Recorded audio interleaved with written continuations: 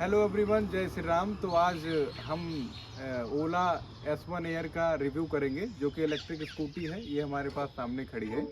तो आज हम इस स्कूटी में जानेंगे कि ये लगभग 1.5 साल की स्कूटी हो चुकी है। सितंबर 23 में ली गई थी और अबाउट 18,000 किलोमीटर 18,000 किलोमीटर ये चल चुकी है।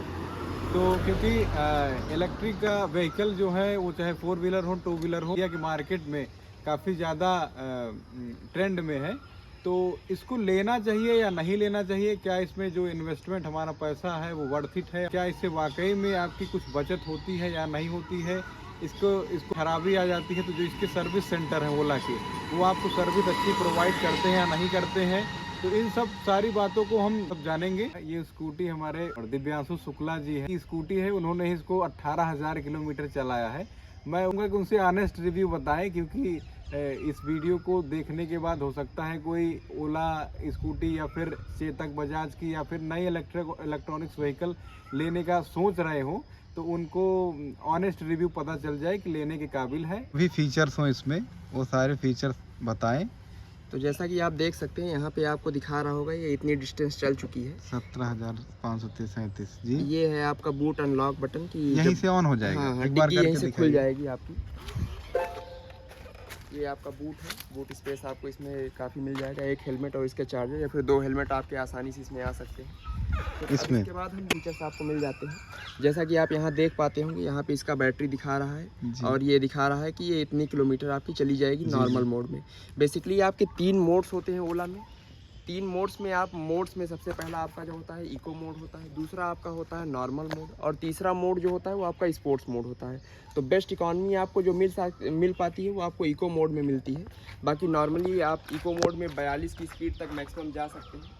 जब वहीं आप नॉर्मल में चलाएंगे तो नॉर्मल में आपकी स्पीड जो है वो मैक्सिमम 70 किलोमीटर तक जा सकती है। और ओला S1 एयर की जो मैक्सिमम स्पीड है वो 90 किलोमीटर पर आवर तक की है। एक चार्जिंग पे स्पोर्ट मोड में चलाएंगे 70 किलोमीटर। हाँ, लगभग आपको इतने का एवरेज मिल जाएगा, और 80-85 आपको नॉर्मल में मिल जाएगा, और इको में अगर आप चला रहे हैं तो करीब 100 के आसपास आपको इसमें माइलेज मिल जाएगा इस गाड़ी का। अच्छा दिव्यांशु जी, एक र्यूमर है, ऐसा पता नहीं ये सच है या गलत है, क्योंकि मैं इलेक्ट्रिकल व्हीकल ऑन नहीं करता हूँ, कि ओला की जो सर्विस है वो काफ़ी गड़बड़ है। ये जो एक कॉमन परसेप्शन बना हुआ है कि ओला की सर्विस काफ़ी गड़बड़ है, ये लगभग आज से 3-4 महीने पहले तक था कि इसमें काफ़ी सारे इश्यूज़ आया करते थे।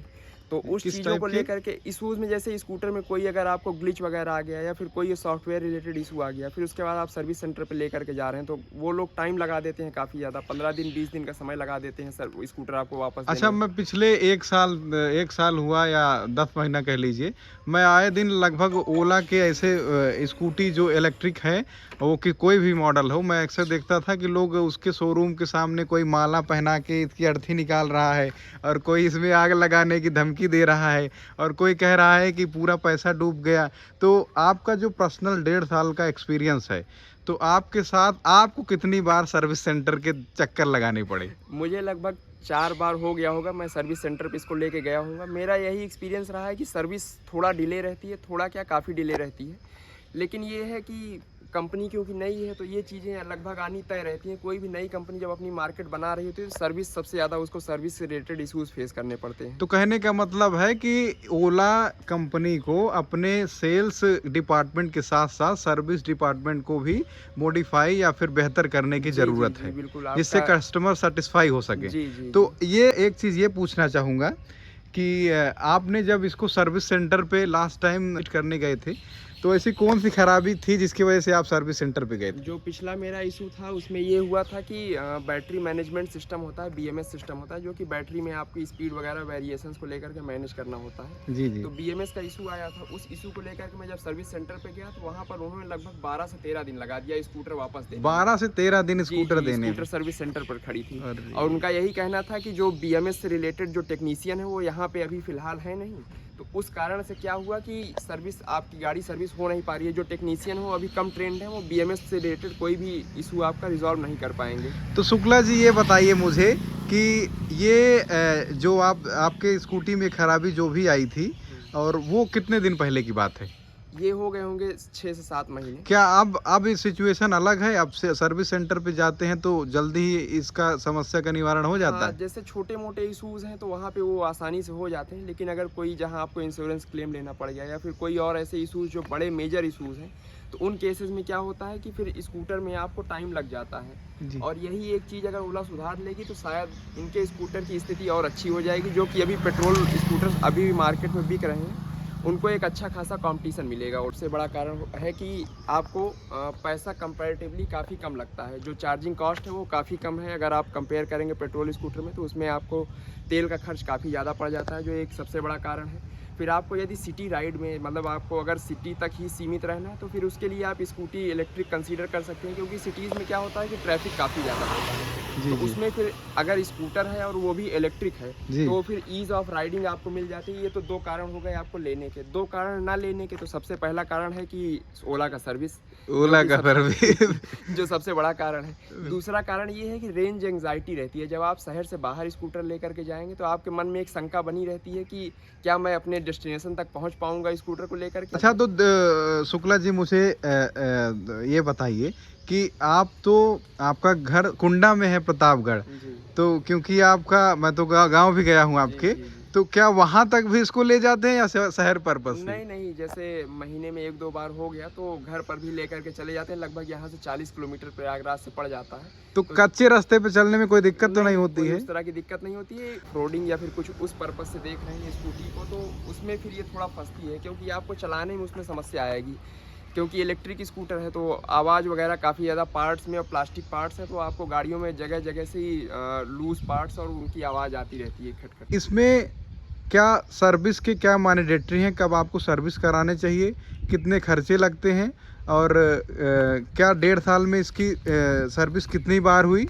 ये मुझे आप थोड़ा सा बताएं। देखिए, इलेक्ट्रिक स्कूटर्स में कोई, जैसे पेट्रोल वगैरह में आपको कुछ किलोमीटर्स पर सर्विस करानी पड़ती है, जी। तो वैसा इलेक्ट्रिक में कोई सीन नहीं रहता है। क्योंकि जब आपको कोई, उनका यही कहना रहता है कि जब आपका कोई इश्यू स्कूटर में आ रहा हो तो आप ले करके आइए सर्विस के लिए।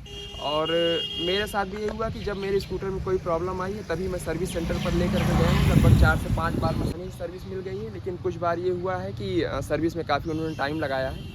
लेकिन ओवरऑल मेरा ये रहा है कि मैं अगर शहर में चला हूँ तो कोई मुझको खास समस्या उसमें आई नहीं है। कुछ महंगी पड़ जाती है, 20-22 हज़ार? हाँ, लगभग 10 से 12 हज़ार का डिफरेंस आ जाता है पेट्रोल स्कूटर जी, से। जी।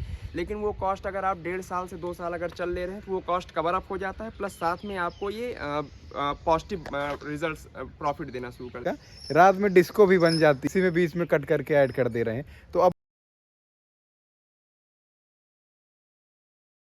उस ऐप को विजिट करेंगे जिस ऐप में हमको दिखाई देगा कि कितने की फ्यूल सेविंग की है इन्होंने, और कितना ज़्यादा एनवायरनमेंट प्रोटेक्शन किया है, कितना इन्होंने CO2 प्रोड्यूस होने से बचाया है। अब पेट्रोल स्कूटी ना ले, इलेक्ट्रिक स्कूटी हम उस ऐप को विजिट करते हैं। देन आफ्टर एक छोटी सी ड्राइव करेंगे और उसके बाद वीडियो को कंक्लूड करेंगे।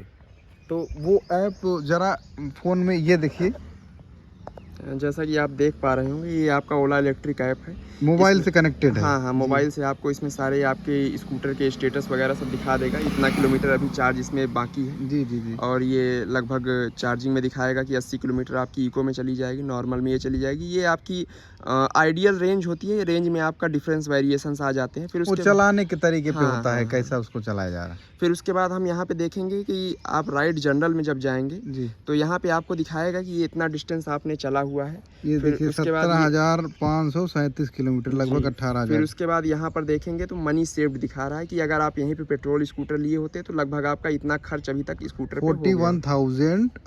41,037 रुपीज, इंडियन रुपीज। जी जी, ये है इतना आपका आपने सेविंग किया है। फिर उसके बाद ये आपको दिखा देगा इन्वायरमेंट इको फ्रेंडली भी है, तो CO2 आपको दिखाएगा कि इतना CO2 आपने बचाया हुआ है। बाकी और आप राइड जनरल यहाँ पे देख सकते हैं कि कैसे आपकी स्कूटर वगैरह चली है। तो फिर वीडियो को बनाने का पर्पस था फीचर या फिर कोई इस तरीके की चीज़ आपको बताना नहीं था। मेन इस वीडियो का मकसद ये है कि ये स्कूटी 18,000 किलोमीटर लगभग चल चुकी है और इस पे बहुत सारे पिछले एक साल 10 महीने में बहुत सारे ऐसे वीडियो वायरल होते थे या ऐसे कस्टमर थे जो अपनी स्कूटी को शोरूम के सामने फेंक देते थे, माला पहना के अर्थी बनाते थे इसका, या फिर जला देते थे, या वो एक तरीके से कह लीजिए कि वो डिससेटिस्फाइड थे ओला के सर्विस से। तो मेन हमारा जो एम था इस वीडियो को बनाने का वो ये था कि पर्सनल जो ऑनेस्ट रिव्यू है 18,000 किलोमीटर प्लस 1.5 साल हो गया है वो जानना था, ना कि कोई फीचर। खैर छोटा मोटा फीचर जो भी है वो इसमें शुक्ला जी ने ऑलरेडी बता ही दिया है। अभी हम इस स्कूटी की टेस्ट ड्राइव करेंगे और देखेंगे कि ये मैक्सिमम स्पीड बढ़ाने का प्रयास नहीं करेंगे क्योंकि अभी एग्ज़ाम भी चल रहे हैं। तो देखते हैं कि क्या है इसका मामला।